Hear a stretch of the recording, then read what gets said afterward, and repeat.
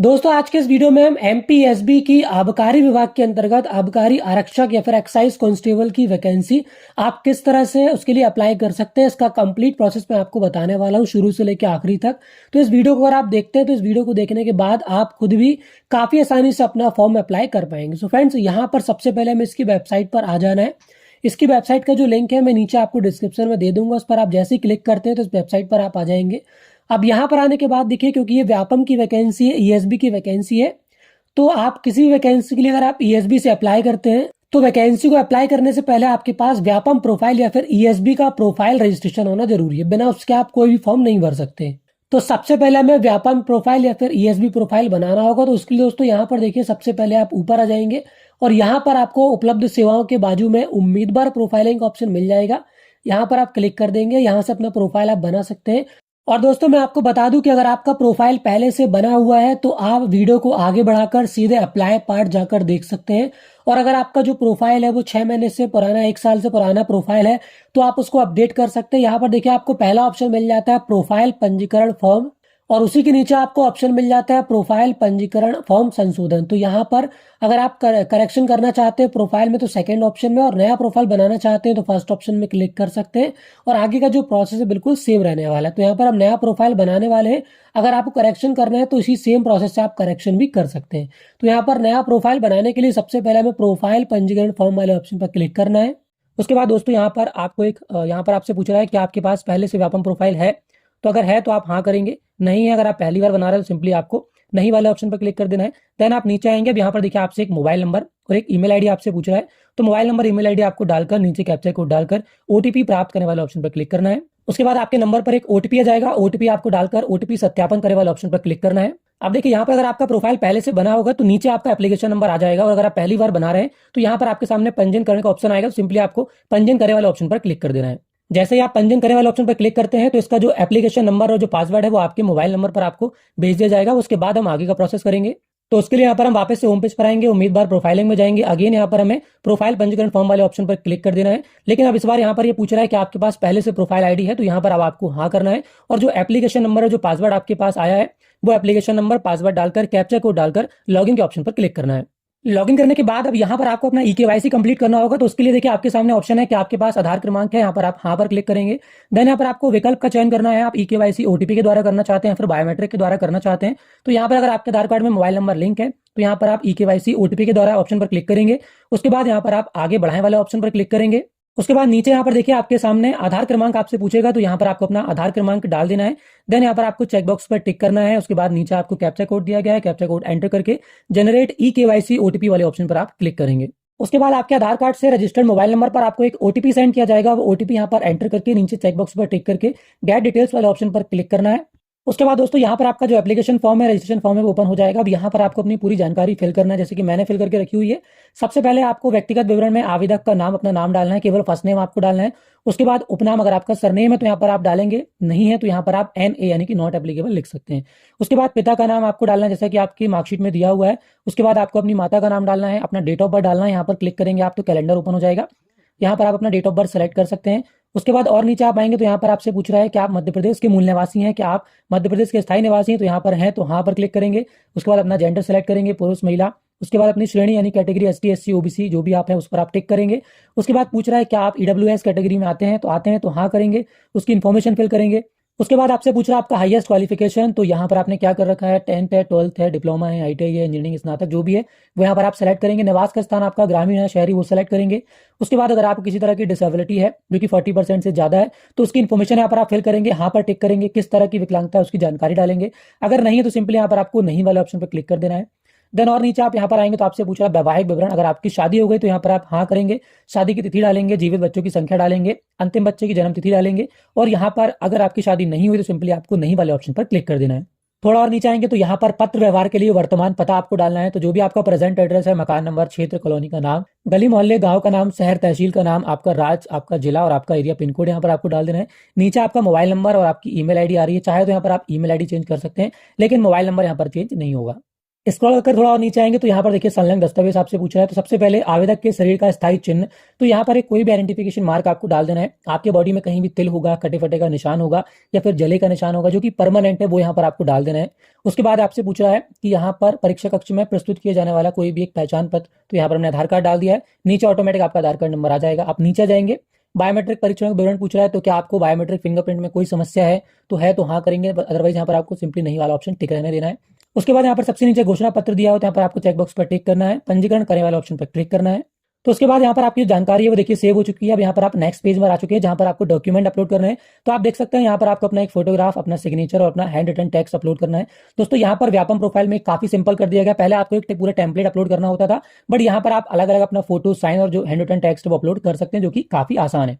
तो यहाँ पर जो हैंड रिटन टेक्स्ट वो आपको कैसे तैयार करना है और फोटो साइन आपको यहाँ पर देखिए थोड़ा सा आप ऊपर आएंगे तो यहाँ पर आपको एक डाउनलोड टेम्पलेट का ऑप्शन दिया गया, इस पर आप क्लिक कर देंगे। तो देखिए कुछ इस तरह का यहाँ पर आपको हैंड रिटन टेक्स्ट दिया गया है, इस तरह से आपको लिखना है। ऊपर देखिए आपको स्व घोषणा सेल्फ डिक्लेरेशन दिया गया है। तो यहाँ पर आप ये हिंदी वाला या फिर हिंदी के, अगर आप हिंदी नहीं लिखना चाहते हैं तो आप इंग्लिश वाला इस बॉक्स के अंदर लिख सकते हैं, या फिर आप ब्लैंक पेज में भी लिख सकते हैं, कोई दिक्कत नहीं है। आपको इतने स्पेस में लिखना है, इसलिए आपको मैंने टेम्पलेट दिखा दिया है। तो आप इस तरह से यहाँ पर हिंदी वाला या फिर इंग्लिश वाला टेक्स्ट लिख लेंगे। उसके बाद उसकी फोटो क्लिक कर लेंगे, अगर आप मोबाइल से बना रहे हैं फिर उसको आप स्कैन कर लेंगे और यहाँ पर बारी बारी से तीनों चीजें आपको अपलोड कर देना है।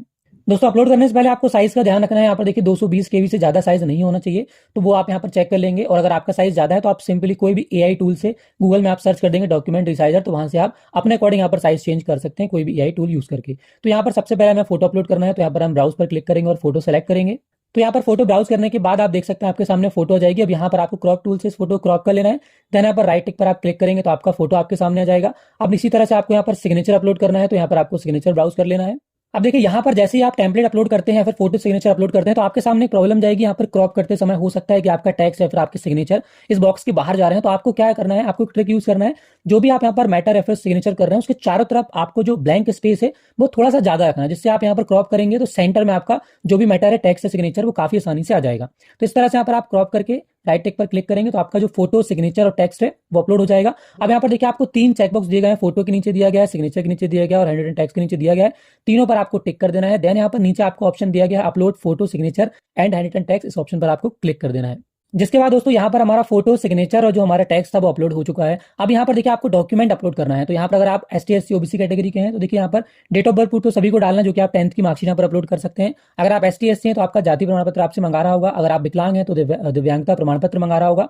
और यहाँ पर अगर आपने कोई और भी एक्स्ट्रा चीजें ली हुई है, कोई भी एक्स्ट्रा बेनिफिट लिया, उसका सर्टिफिकेट यहाँ पर आपसे मांगेगा। तो जो भी डॉक्यूमेंट यहाँ पर आपसे मांग रहा है वो आपको अपलोड करना होगा। यहाँ पर दोस्तों साइज का काफी प्रॉब्लम जाता है डॉक्यूमेंट रिसाइज करने में। तो यहाँ पर आप देख सकते हैं आपको जो विड्थ है 700 से 800 पिक्सल, हाइट यहाँ पर 400 से 950 पिक्सल होना चाहिए। तो अगर आप ये यहाँ पर रिसाइज नहीं कर पा रहे हैं तो मैं आपको एक सिंपल इसका ट्रिक बताता हूँ। आपको चले जाना है सरकारी रिजल्ट टूल वाले ऑप्शन पर, इसका जो लिंक है मैं नीचे आपको डिस्क्रिप्शन में दे दूंगा।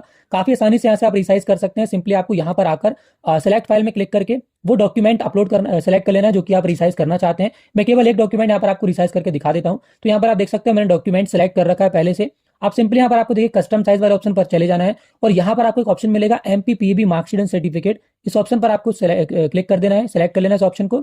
उसके बाद सिंपली यहाँ पर आपको नीचे रिसाइज का ऑप्शन दिया गया है, रिसाइज पर आप क्लिक कर देंगे तो ये जो वेबसाइट है, ये जो टूल है, काफी आसानी से आपका जो डॉक्यूमेंट है उसको रिसाइज करके दे देता है। सिंपली यहाँ पर आप डाउनलोड इमेज में क्लिक करके इस डॉक्यूमेंट को डाउनलोड कर सकते हैं और उसके बाद यहाँ पर चूज फाइल में क्लिक करके उस डॉक्यूमेंट को अपलोड कर सकते हैं। इसी तरह से जो भी डॉक्यूमेंट आपको रिसाइज करना है, सेम प्रोसेस है, डॉक्यूमेंट को सरकारी रिजल्ट टूल वाले वेबसाइट पर जाकर अपलोड कीजिए और जो ऑप्शन मैंने आपको बताया था वो ऑप्शन सेलेक्ट करके उसको काफी आसानी से रिसाइज करके डाउनलोड कर सकते हैं।